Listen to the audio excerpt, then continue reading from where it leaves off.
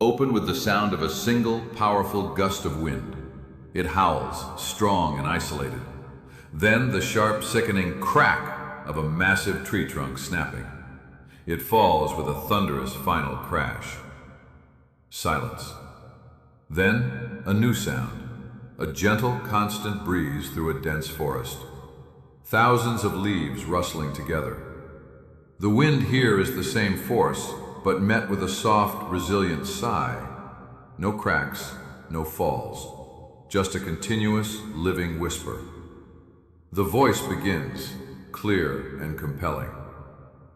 Picture it, the mighty oak, standing alone in a wide, open field. Its branches are spread wide against the sky, a silhouette of solitary strength.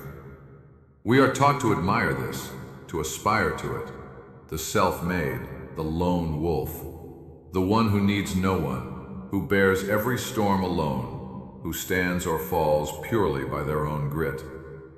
This image is a lie, a beautiful, seductive, and profoundly dangerous lie.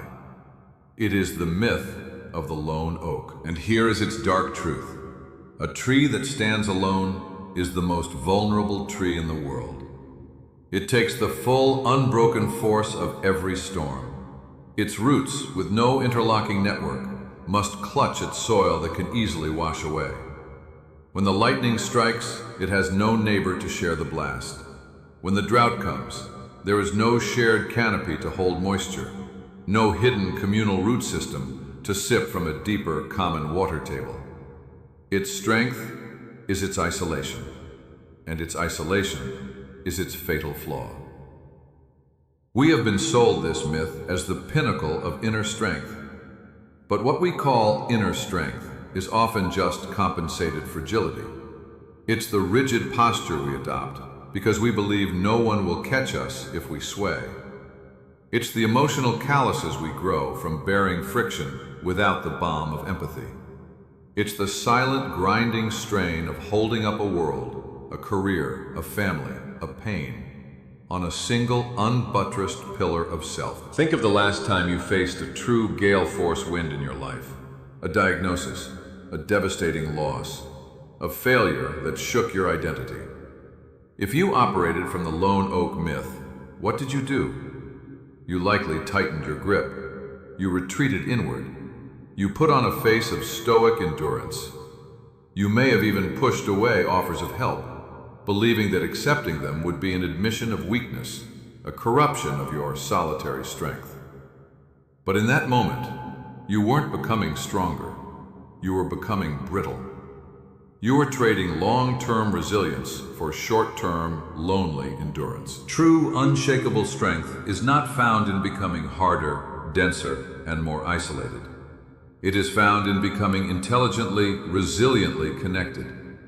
It is the difference between a stone and a spider's web. A stone is hard, but a hammer can shatter it. A web is gossamer thin, almost nothing, but connected at multiple points, flexible, elastic, it can catch a stone without breaking. It absorbs and distributes the force. The culture of the lone oak celebrates the visible hero, the individual who overcomes alone.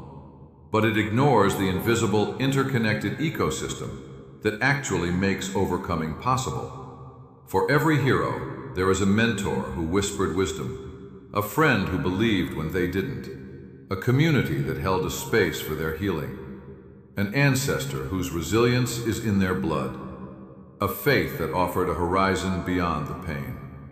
These are not extraneous supports.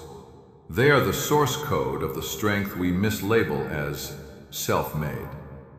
Our task is to perform a radical act of reimagination. We must look at that majestic, solitary oak and see not an ideal, but a warning.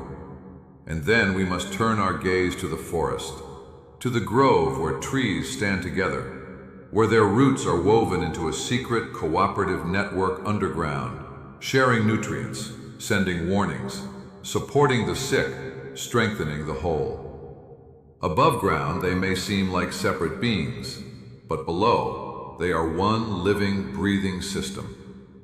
In the grove, the wind doesn't break trees, it makes them sing together. Your inner strength was never meant to be a monolith. It is meant to be a node in a network, a note in a chord, a strand in a web. The moment you release the myth of going it alone is the moment you unlock access to a strength that is ancient, adaptive, and truly unshakable. Because a force that would snap a single pillar is effortlessly born by a connected grid. So let the myth of the lone oak fall with that final crash, and listen instead to the softer, wiser, more enduring sound of the forest. Your strength is waiting there, not in standing apart, but in being profoundly, resiliently linked. The forest sounds swell, birds, leaves, the creak of healthy wood. It feels alive, safe, and strong. The sound of a single clear stream joins it, the sound of a hidden, nourishing source. But this forest, this network of strength, doesn't exist by accident. It is built by and thrives on a hidden architecture. To become part of it, we must understand the hidden root system. What are you connected to? The forest sounds blend and fade down, leaving primarily the sound of the flowing water, which now seems to be running underground, heard but not seen. Open with the sound of the underground stream from the end of point 1. It flows steadily, hidden but vital. Then layer in a subtle magical sound, the soft, squeaking, stretching sound of roots growing through soil, intertwining. It's a network being woven. This builds gently. The voice begins, leaning in as if sharing a secret. So we turn from the barren field to the living forest. But the true secret of the forest's strength isn't what you see. It's not the trunks or the canopy. It's what's happening in the dark, quiet world beneath your feet. This is the hidden architecture of resilience, the root system. If the lone oak is a myth, then the grove is a reality powered by an invisible web. Your inner strength operates on the same principle. You are not just you. You are a convergence point. You are fed, anchored, and stabilized by a network of connections that go deep into the rich soil of meaning, belonging, and shared life.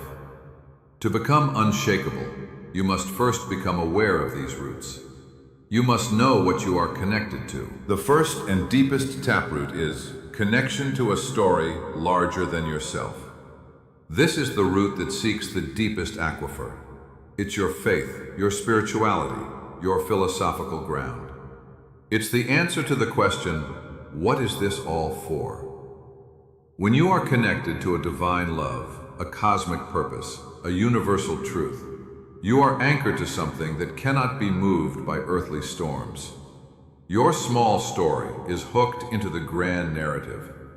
A setback is no longer a meaningless dead end. It becomes a plot twist in a story whose ending is assured in goodness. This root doesn't remove pain, but it gives pain a context where it can be endured, even transformed. It's the root of hope. Then, spreading wide, are the roots of heritage and legacy. These are the roots that run horizontally, connecting you to those who came before and those who will come after. It's the strength in your surname, the resilience encoded in your family's history of survival, the traditions that whisper, we have endured this before. It's also the route you send forward, the desire to build a better world for your children, your students, your community. This connection defeats the existential terror of being a momentary, isolated blip.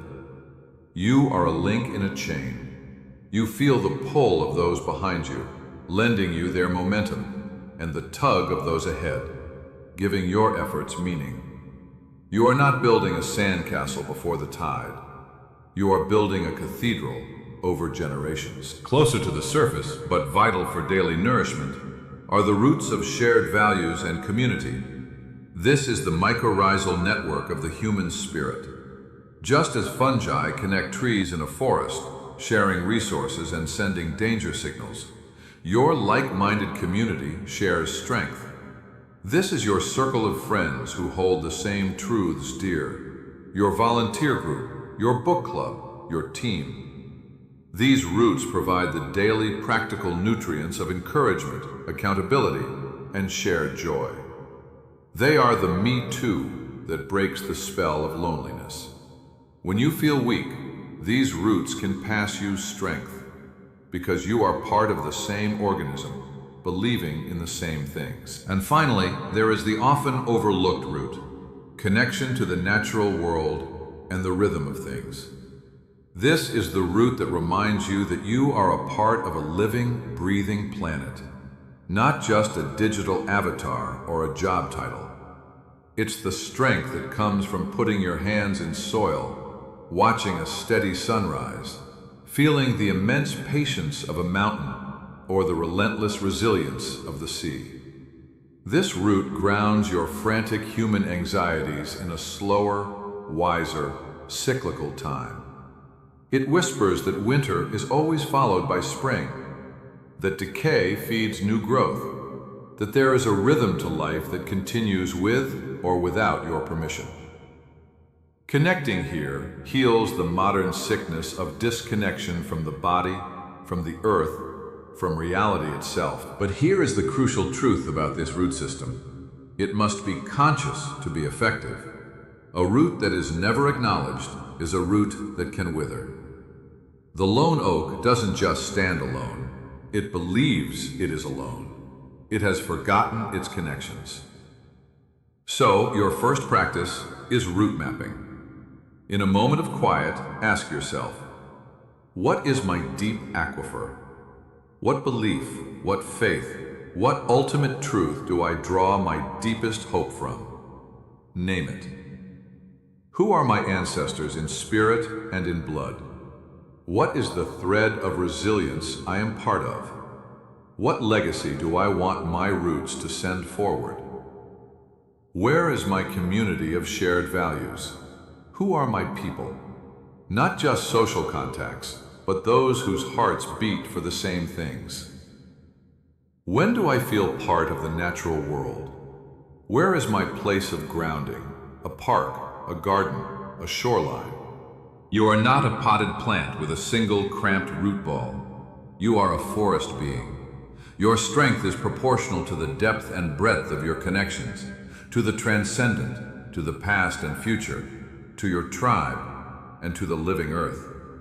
Nourish these roots. Send your fears down through them and let the network transform them into resilience. Draw up the ancient water of wisdom through them. Your inner fortitude is not a stockpile you keep in a private vault. It is a current that flows to you and through you because you are connected. The sounds of the growing, intertwining roots become more pronounced, healthy, and active. They are joined by a very low, fundamental hum, the sound of the earth itself, stable and alive. Voice. Yet a root system, however deep, supports a structure that rises into the air. That visible structure, our lives, needs direct, tangible support to bear its weight and fruit. This brings us to the human pillars in our lives. The beams and pillars, strength through supported structure. The root sounds fade, replaced by the sound of strong, seasoned wood, being placed carefully atop solid stone, the fitting of a great beam on a dependable pillar. It is a sound of perfect, reliable support. Open with the sound of the strong, seasoned wood, being fitted onto solid stone from the end of point 2. It settles with a final, satisfying thud. Then, new construction sounds emerge. The steady tap of a mallet setting a joint, the pull of a taut rope, the secure clink of a metal fastener. This is the sound of a structure being intelligently braced. The voice begins with the tone of a wise architect.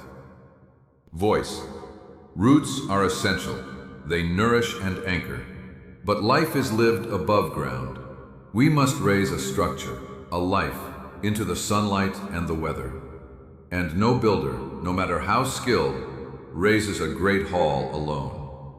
They use pillars to bear the vertical weight and beams to bridge the horizontal spaces, creating a shelter that can stand for generations.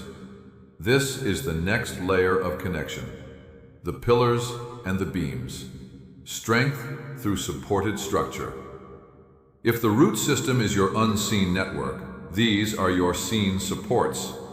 The specific, tangible people who actively, intentionally share the load of your life, allowing you to build higher, wider, and more beautifully than you ever could on a single foundation. First, identify the pillars, the vertical supports. These are the people who carry the primary weight of your world with you. They are often few in number, but monumental in impact. A pillar is a life partner who bears the weight of your shared dreams and daily trials. It is a mentor or spiritual guide who carries the weight of your potential, seeing the cathedral in you when you see only the lumberyard. It is a parent for a child, or an adult child for an aging parent, the one who takes the axial load of care and responsibility.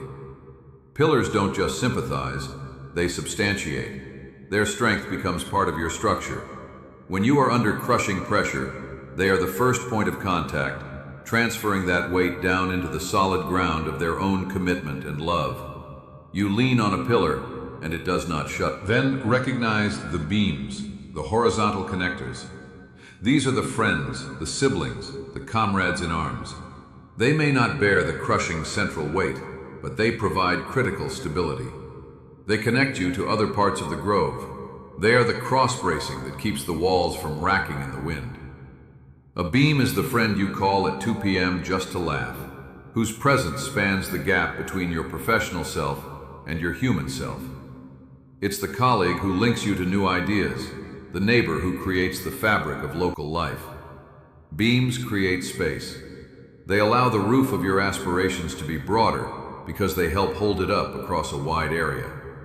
They are the connective tissue of joy, perspective, and shared memory that keeps the entire structure from becoming a narrow, lonely tower. Now, here is the profound engineering principle. A supported structure is fundamentally different from a solitary one. A single thick post can hold a lot, but it is rigid. Under lateral force, a sudden shock, a twisting grief, it can snap. But a structure with multiple pillars and crossbeams is resilient. It can flex.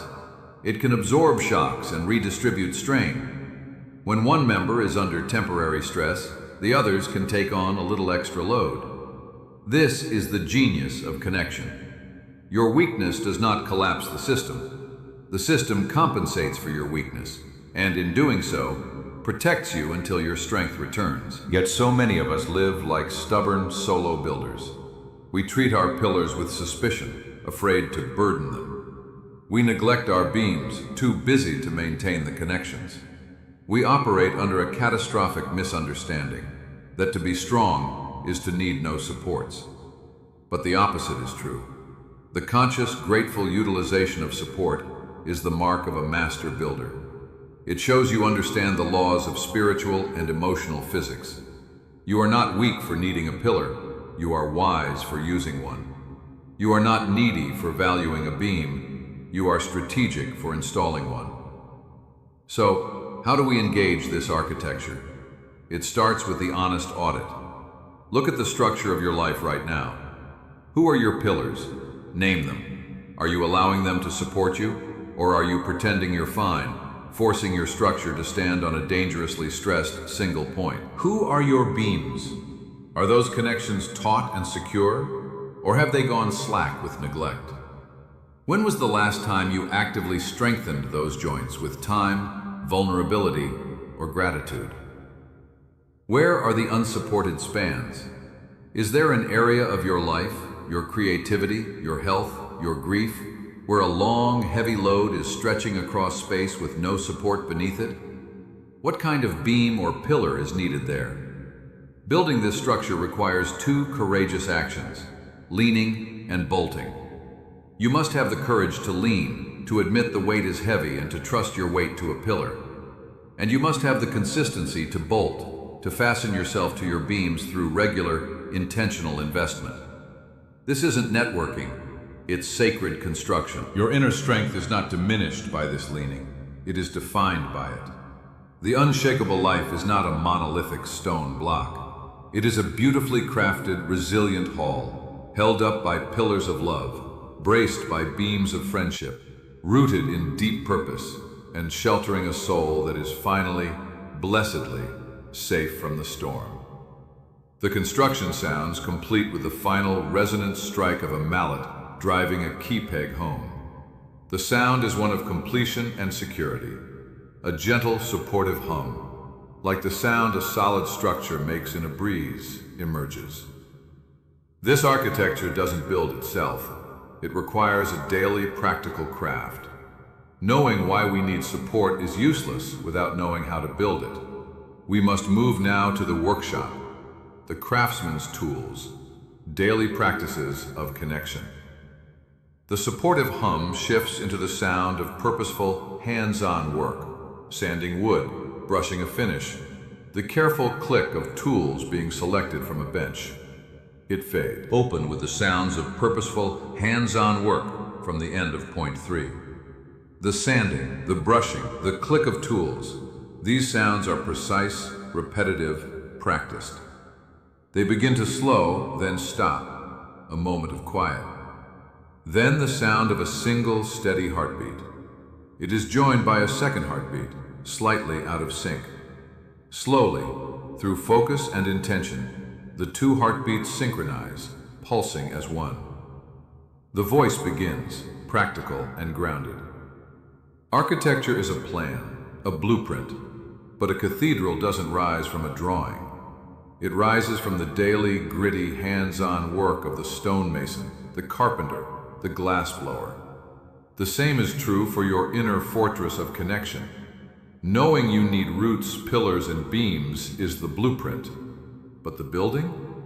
That requires the practice of proximity.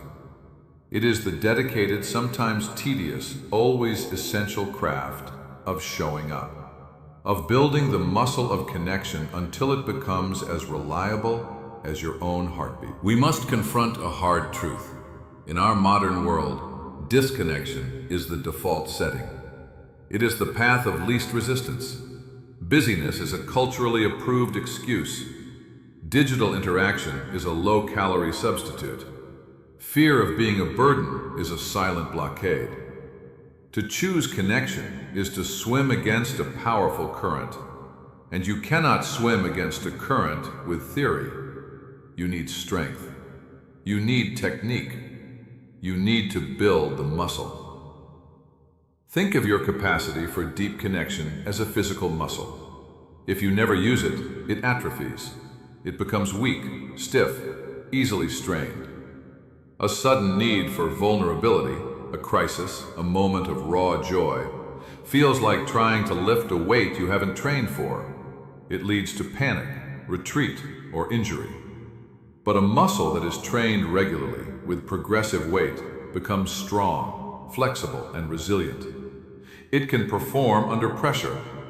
It can bear the beautiful, heavy loads of intimacy and support. So, how do we train this muscle?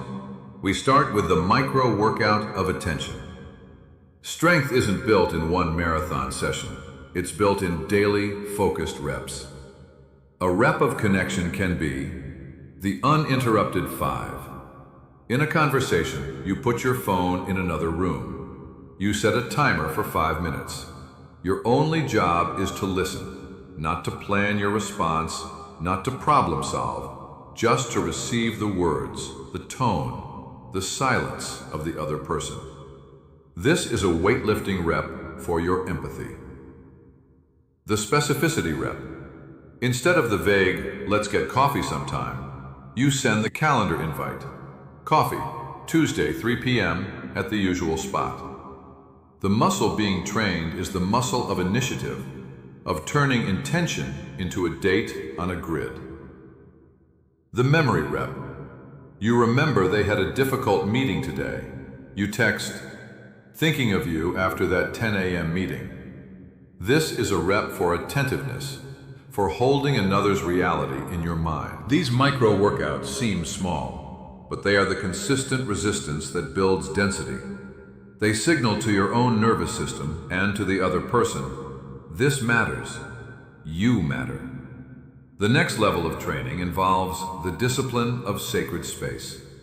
Muscles need recovery. They also need a dedicated gym. You must carve out and protect non-negotiable spaces for connection in your life.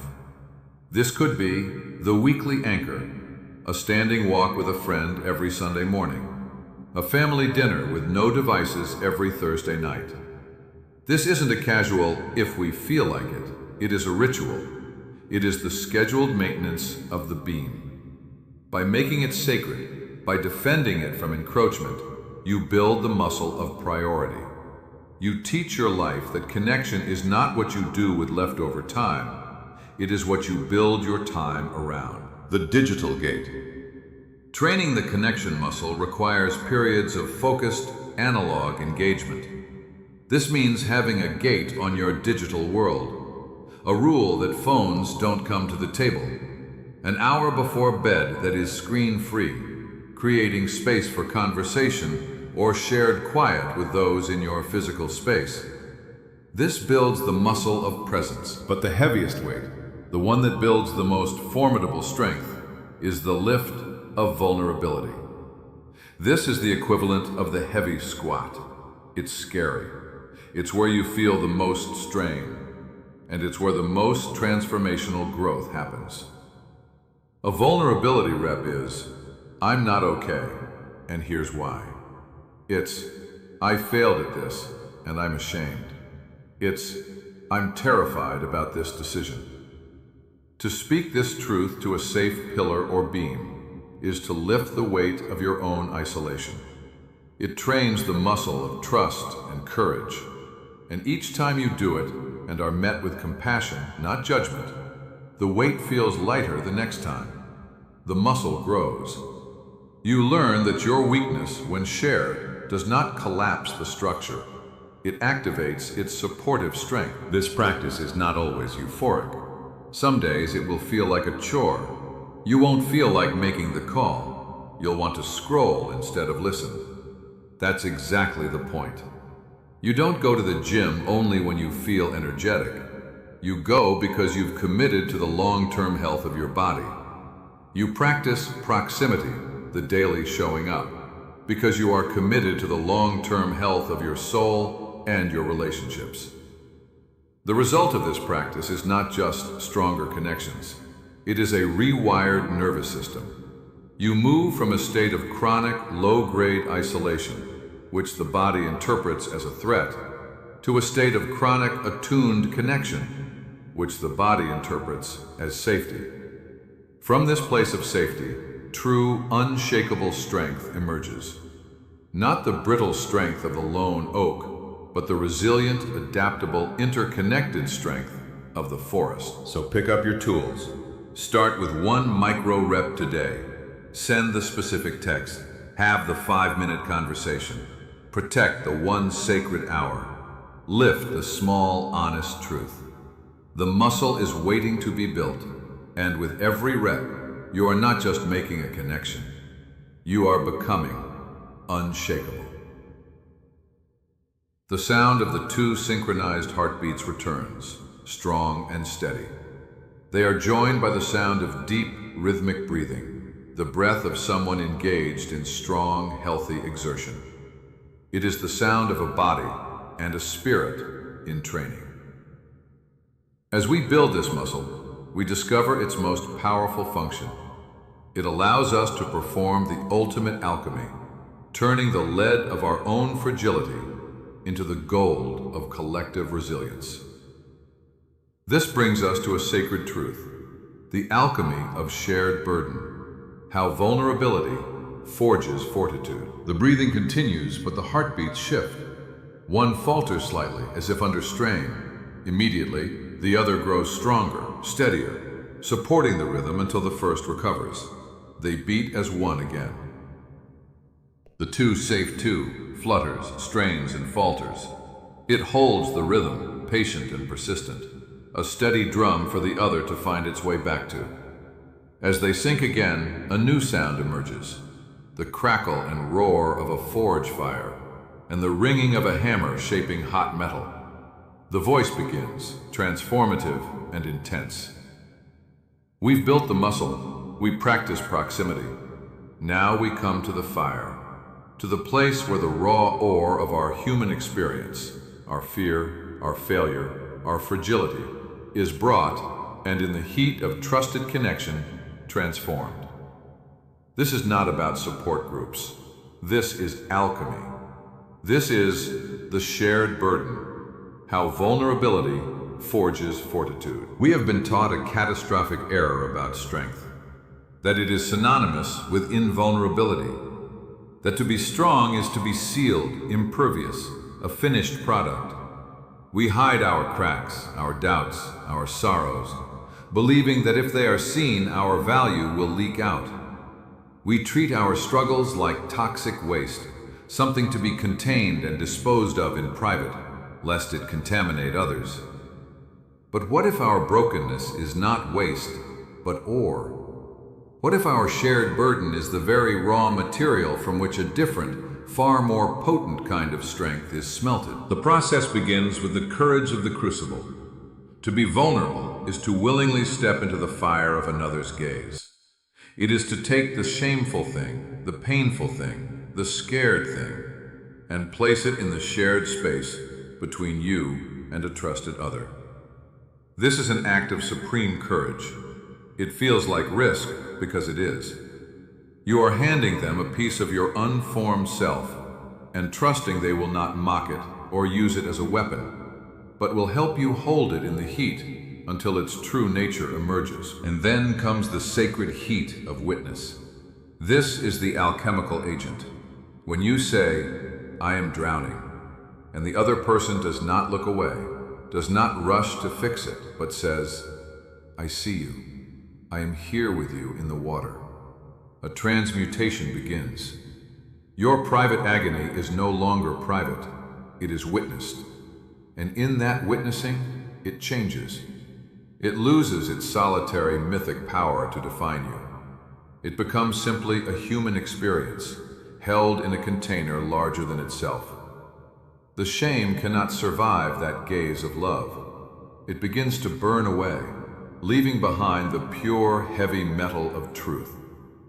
I am suffering, and I am not alone. Now the hammer falls, the forging of the new narrative. Alone, your suffering tells you a story of isolation and defect. This is happening because I am flawed. I must bear it alone because I am a burden. But in the crucible of shared burden, the narrative is rewritten by loving witnesses. They speak the counter-truth. You are not flawed. You are human. This is not a defect. It is a wound. And wounds, when tended together, become scars. Testaments not to weakness, but to survival and healing. This hammering, this loving challenge to your isolation, beats the formless pain into a shape. A story of resilience, a badge of fellowship, a source of empathy for the next soul who enters the fire. This is how fragility becomes fortitude, not by being eliminated, but by being integrated through connection. The weight you carried alone was a crushing anchor, pulling you under. Shared, it becomes ballast, a stabilizing weight that gives your ship of self deeper draft, making it harder to capsize in future storms.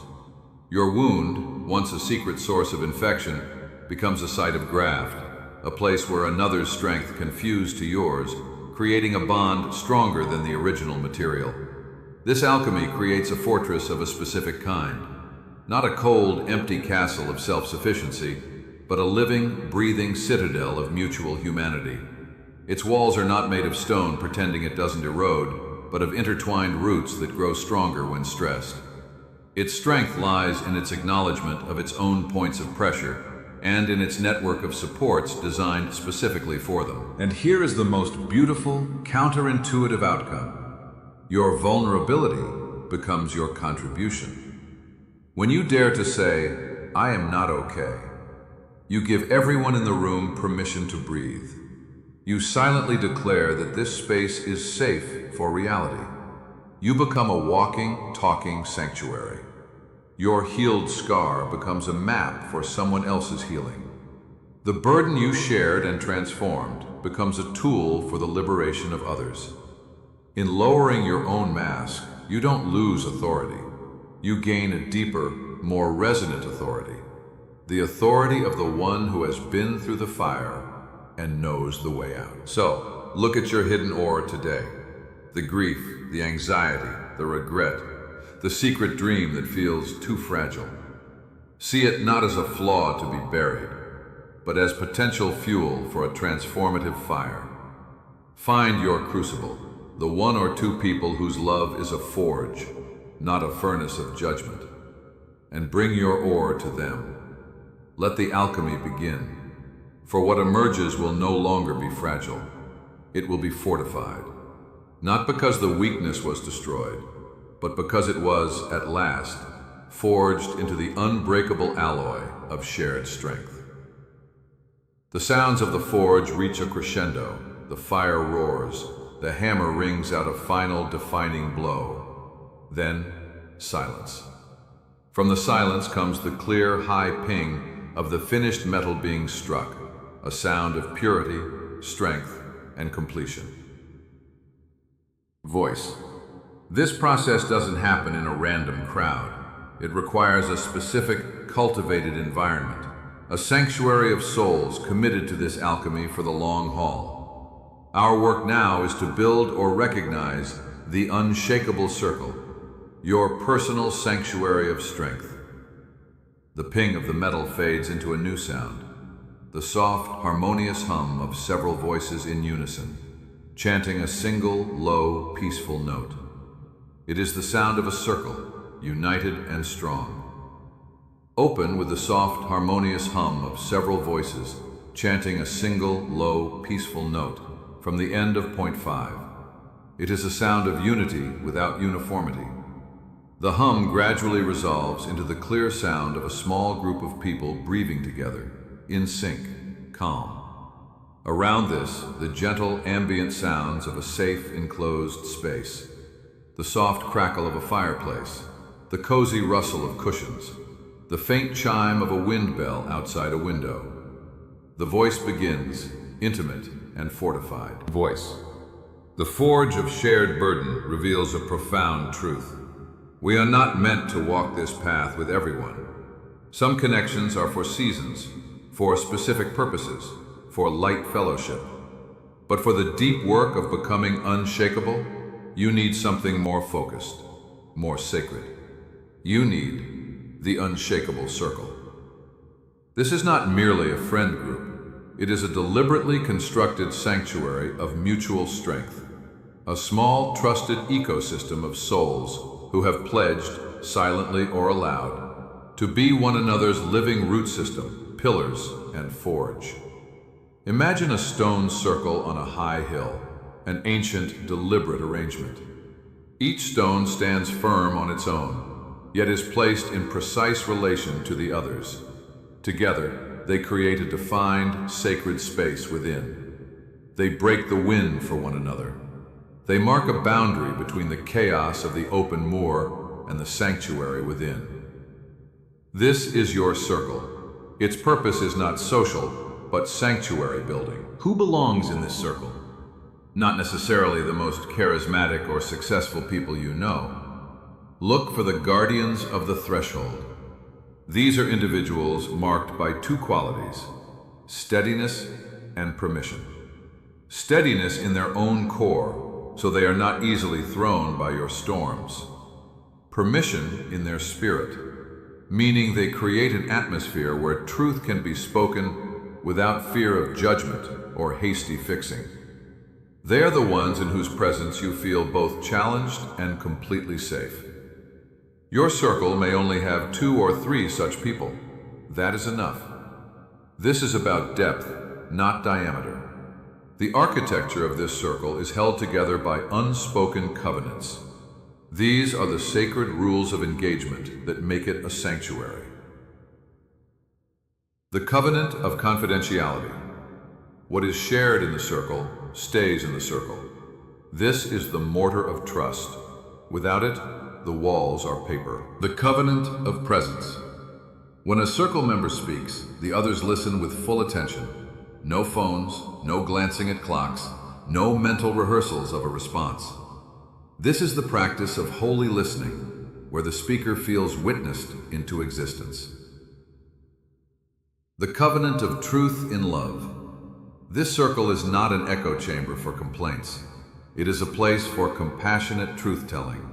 It is the friend who, after letting you pour out your pain, gently asks, "And what is your part in this?" Or, "What is the promise of God you are forgetting right now?"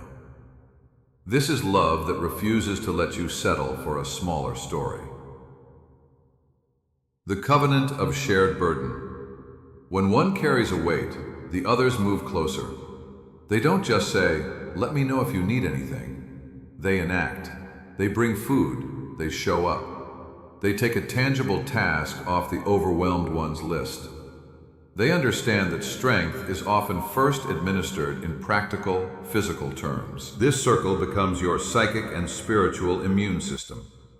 When a pathogen of despair or a virus of lies tries to invade your mind, you have a place to take it for triage. You speak the toxic thought aloud. "I'm a fraud. This will never change." And the circle speaks the antibody of truth over you. "We know you. We see your faithfulness. This season will pass." The lie, exposed to the clean air of shared reality, loses its power. But a sanctuary is not just for retreat.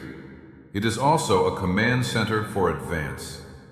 This is where you bring not just your wounds, but your wildest God-given dreams. The ones too fragile and precious to survive the cynicism of the world. In the circle, you can whisper, "I feel called to write a book," or "I believe we should adopt." And instead of skepticism, you are met with, "Tell us more. How can we hold this dream with you? How can we pray?" The circle becomes the greenhouse where improbable seeds are protected until they are strong enough to be transplanted into the world. Building or recognizing this circle requires intentional curation. It may mean gently distancing from draining transactional relationships to make emotional and temporal space. It means investing deeply in a few rather than spreading yourself thinly across many. It means being the kind of sanctuary for others that you need for yourself, showing up with steadiness, offering permission, keeping confidences, speaking truth. Your unshakable circle is your most tangible earthly evidence that you are not alone. It is the living, breathing manifestation of the connected strength we have spoken of from the beginning. Within its bounds, your individual strength is multiplied, reflected, corrected, and celebrated. You are known. And in being fully known and fully accepted, you find a foundation from which nothing in this world can ultimately shake you. The sounds of the safe space, the fire, the breathing, the distant chime continue, warm and palpable. A new sound joins, the strong, clear note of a bell being rung from within the sanctuary, its sound pure and defining. Yet the ultimate purpose of finding this sanctuary is not merely to dwell within its walls forever. It is to be so fortified, so nourished, that you can step back out into the wider world and fulfill the final, completing truth. Your strength is for giving, becoming an anchor for others. The bell's note hangs in the air, then begins to travel, as if its sound is moving out from the sanctuary, across fields and through streets, resonating outward. Open with the resonant sound of the bell traveling outward from the sanctuary, as from the end of point 6. It fades into the wide open sound of a shoreline, the rhythmic crash of waves, the cry of gulls, the wind over water. Then a new, defining sound emerges, the heavy, sure, chain-rattling clank of a ship's anchor being lowered, followed by the deep, secure thud as it bites into the solid seabed. The ship's gentle rocking steadies. The voice begins, expansive and settled. We have journeyed from the myth of solitude to the truth of the grove, from mapping our roots to leaning on pillars, from practicing proximity to forging fortitude in the shared fire, from building a sanctuary circle to this, the final destination. The ultimate expression of inner strength through connection is not a secret you hoard. It is a gift you become. This is the connected life, your presence as an anchor. True, unshakable strength completes its circuit not when you feel safe, but when you become safety for others. Your inner fortitude, forged in the fires of connection, was never meant to be a private treasure. It was meant to be a public utility, a lighthouse, a breakwater, an anchor. When you have been held, you learn how to hold. When you have been heard, you learn how to listen from a depth that pulls others back to their own truth. When you have been rooted, you become soil in which others can take root. This is the beautiful, paradoxical mathematics of the spirit. Strength multiplies when it is given away. The lone oak hoards its resources and becomes brittle. The forest tree, connected to the network, draws up water and passes it along, and the entire system becomes more resilient. Your strength is not a dwindling battery, it is a flowing spring.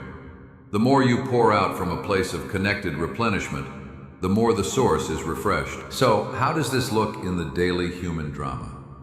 It looks like the calm in the room. You walk into a space thick with anxiety, a family conflict, a tense meeting, a hospital waiting room.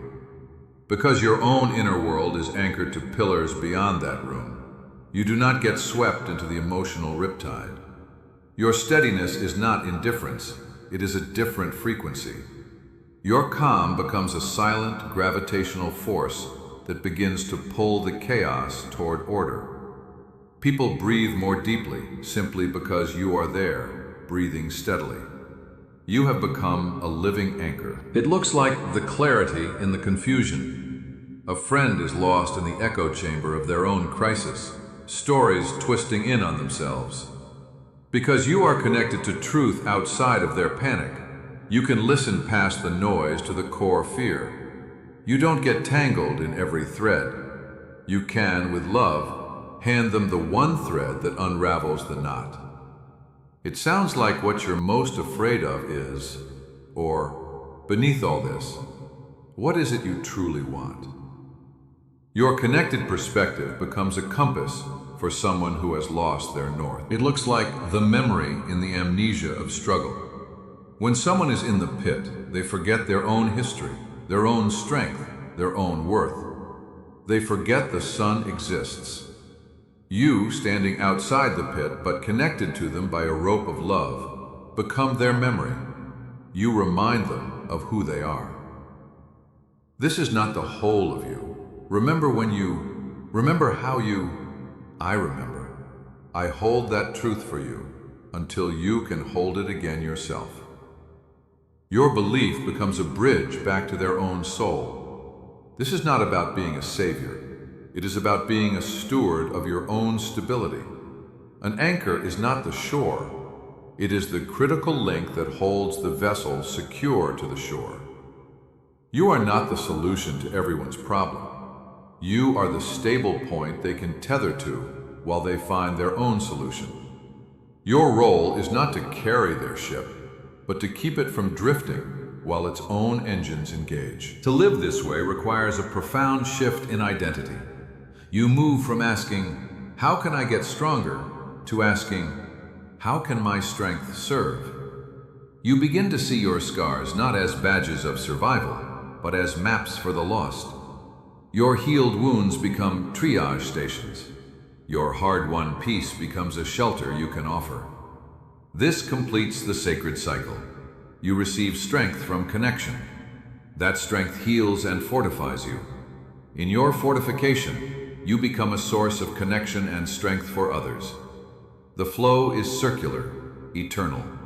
The more you give, the more you are filled by the very network you are contributing to. You are not a dead end, you are a conduit. And a conduit, by definition, cannot be blocked, cannot be shaken, because it exists for the purpose of flow. So, look at your life now through this lens. Where are you being called to be an anchor? It may be in the quiet consistency you show your children, in the patient mentorship you offer a younger colleague, in the faithful, non-anxious presence you bring to an aging parent, in the truthful, loving word you speak to a friend adrift. Do not fear that giving your strength will deplete you.